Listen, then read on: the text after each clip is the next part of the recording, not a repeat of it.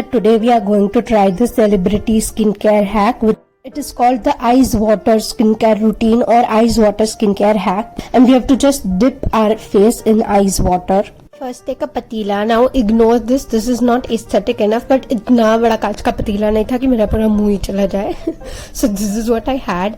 And first you have to add water, then you have to add ice. Then I realized that I needed more water, so I again added water, and then I again added ice, and that was done. Now with my very big brains, I was going to show you guys the patila as if it was going to be visible, and look what happened.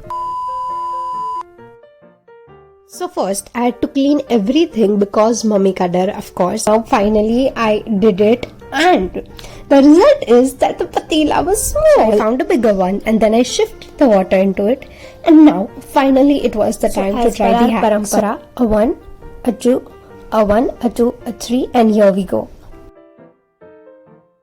So the actresses claim that this reduces face fat, it also gives a glow, it makes makeup stay longer, it tightens the skin, and it depuffs your face and eyes. Now let's see if this happens or not.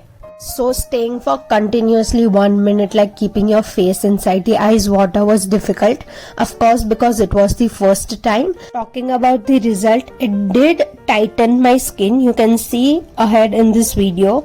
It also reduces face fat. Now for this I need to try it for longer to claim that it reduces face fat.